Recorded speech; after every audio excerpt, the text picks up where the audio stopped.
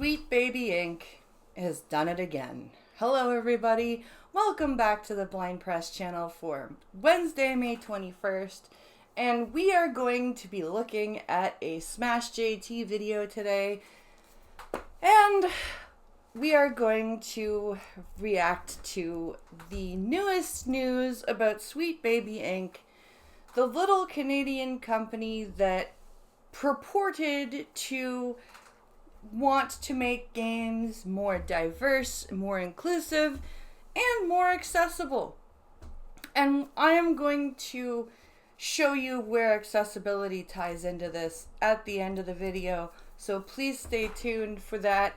But let's get into this video here and watch the video and react to this news. Sweet Baby Inc. does exactly what many people suspected, and now we have some definitive evidence proving that they are a state-funded organization backed by Canadian governments, all brought to us by Master of the TDS and his wife Writing Raven, and an incredible report from their YouTube channel, Gothic Therapy. They have just dropped an absolute bombshell report exposing Sweet Baby Inc.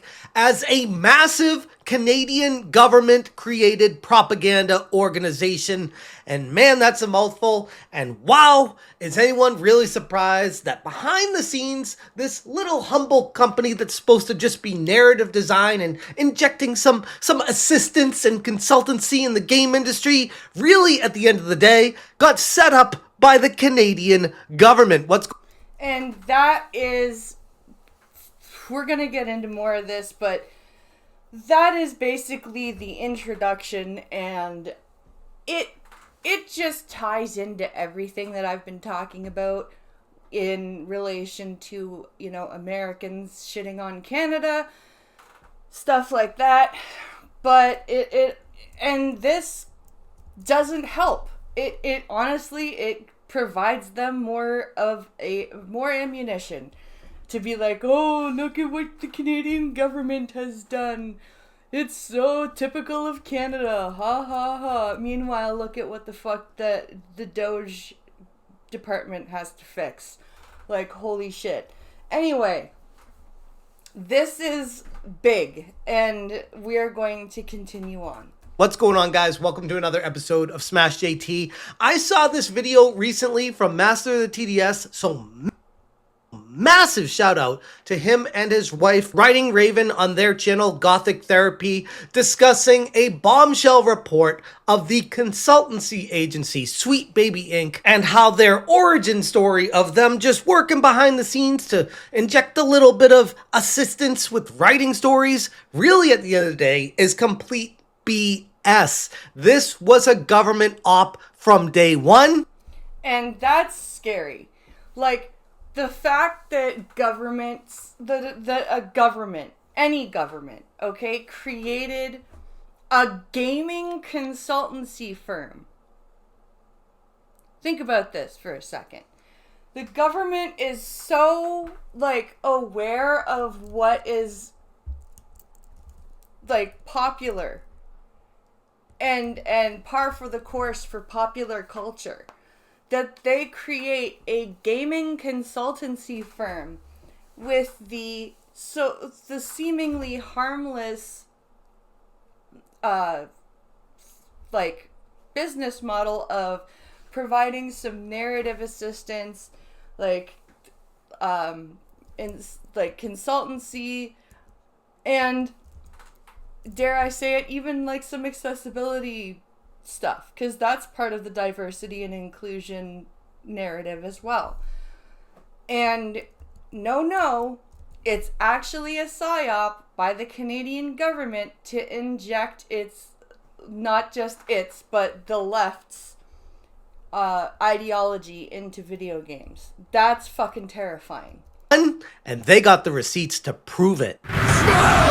JT. Hit that subscribe, give me a like, and check out smashjt.com for the full article breaking down Gothic Therapy's massive expose on Sweet Baby Inc.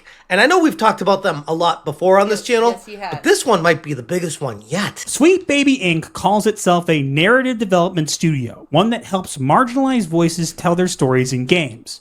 But in reality, it's a smokescreen. And why, first of all, marginalized stories are told quite often in video games. Like women, people of color, all sorts of like disabled people. They've been in games for years. So I like the fact that the government needed to create this. That's just crazy.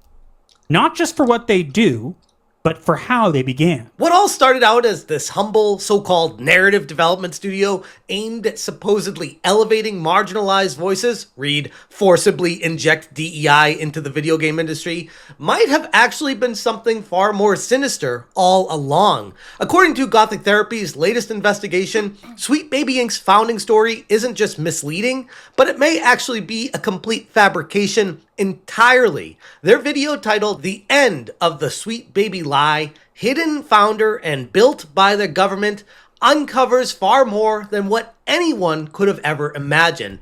Now, and this is insane that a channel on YouTube was able to cover, like, to figure this out. Shout outs to them, to Gothic Therapy. That's actually a channel I have not heard of, and you rest assured I'll be checking them out after this video. But this is crazy. Like, the government even fabricated a story, like a founding cover story for this. Like an undercover freaking DEA agent or freaking RCMP as, like, for Canada. Like, you're going undercover into the gaming industry, so you're gonna have to come up with this, like, backstory and shit. This is crazy. In what looks to be a government-backed organization that tries to position themselves as some small boutique studio humbly in Montreal, Canada, that's just trying to, do their thing and work in the game industry. And don't look any deeper into all our information, because this figurehead of Kim Belair that is this marginalized CEO on the surface really is just a figurehead that got put in place, because behind the scenes, this is something far worse. It's all a lie. Not just the mission statement, not just the smiling PR, the whole thing. From the first sentence of their mission statement to the founder they tried to scrub from history. Everything you've been told about Sweet Baby Inc. was constructed deliberately.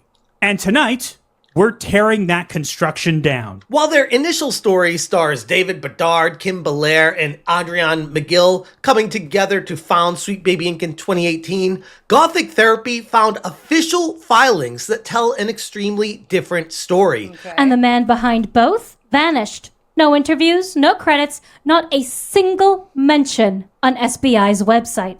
I wonder who the original guy was. Like, this is interesting. I'm fascinated by this. This is nuts. This is like literally like they've created like an undercover organization just to infiltrate the gaming industry and infiltrate their ideology. This is nuts. And for someone listed as a vice president, director, and shareholder on day one, that's not silence. That's erasure. A mysterious man by the name of Terrence Jason Huberts was actually listed as vice president, director, and shareholder from the very beginning. And of course, oddly, he was erased from the records nearly 1 year later with absolutely no explanation. In October 2019, over a year after incorporation, Sweet Baby submitted a correction to their corporate filings, one that removed Terrence Jason Huberts entirely. Why, though? Did he even exist? Did this dude even exist, I wonder? Or was this Terrence Jason Huberts guy just, like, some smokescreen fake, like, character that they've created to initiate the incorporation of Sweet Baby? This is nuts. And reassigned his shares to Kim Belair retroactively. And I haven't been able to find anybody that's heard anything about this guy previously. That's not a correction. That is a cover-up. They didn't just update the paperwork, they rewrote the past. So anyone checking later would only see the version they wanted remembered. And Sweet Baby Inc. on the surface clearly wants people not to know anything about this guy, so they cover everything up, put Kim Belair's name instead of his, and then erase the history that used to be there. That's nuts.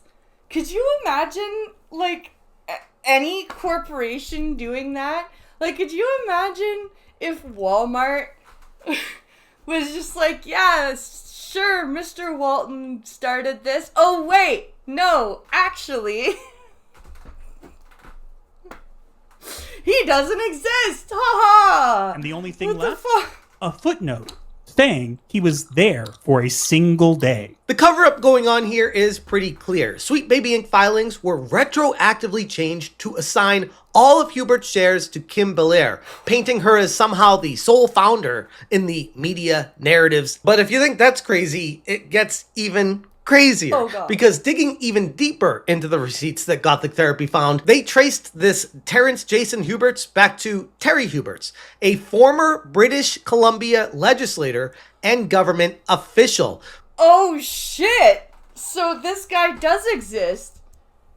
He's just a politician. Who served in the late 80s and early 90s. In the archived interviews, he mentions how he had a son named Jason, and everything they talk about adds up to something pretty peculiar. So did they create a person with both?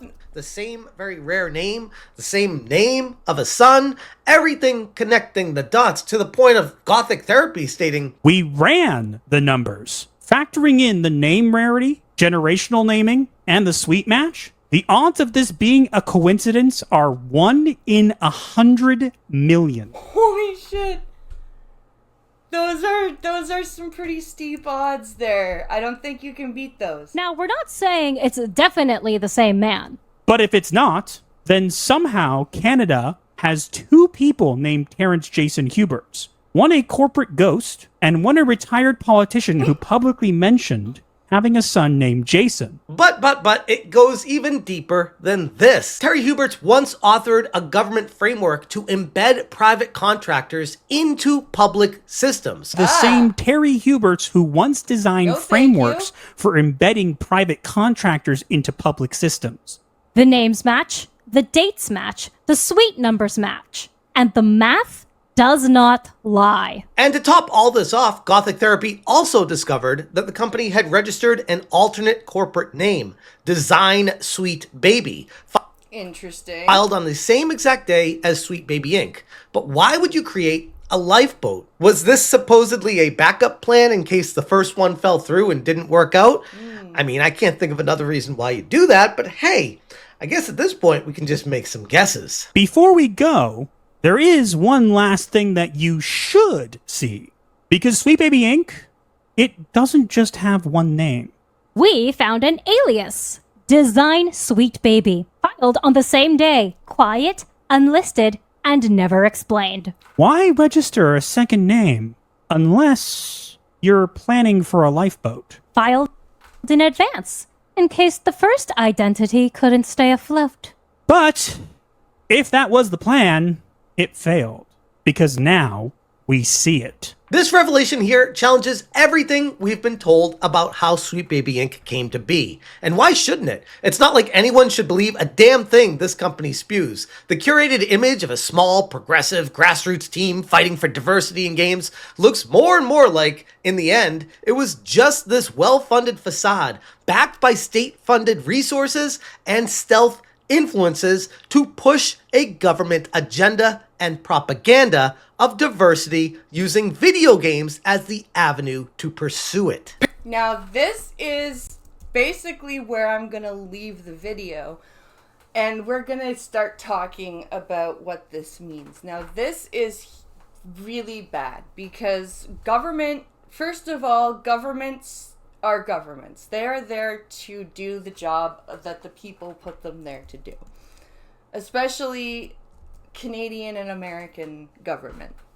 And for them to create a supposedly grassroots organization to push their agenda and to push the ideology of diversity and inclusion into video games because they know how popular video games are is insane. And as a Canadian, I am like absolutely ashamed of that, but I'm also angered by it because developers want people to play their games, right? They want the more people playing their games, the better for business. So why would they not want diverse stories, diverse characters, and accessibility in their games anyway? And for a government to make an organization like this and push it into popularity and basically force video game developers to use them is going to cause even more pushback about diversity, inclusion, and accessibility. And we need those things in life, but to have them forced on you is going to make you not want them anywhere near you. And I am afraid that as a reaction to this type of behavior, as a reaction to forced diversity, and as a reaction to basically a government psyop to force ideology into video games, that we are going to see a huge pushback from developers in the next few years when it comes to providing any sort of feedback in that realm. And that's unfortunate. And part of my worry is the accessibility piece, because accessibility unfortunately hits the intersection of diversity and inclusion. And this is why I say intersectionality is cancer, because there is like so much guilt by association in intersectionality that now, because of what's been going on with Sweet Baby, developers are going to balk at any suggestion for diversity or accessibility or inclusion because of this whole Sweet Baby nonsense. And it's absolutely shameful that my country's government got involved in this. And as a Canadian, again, I felt compelled to watch this video, react to it, and put my take on it, because this is absolutely not okay.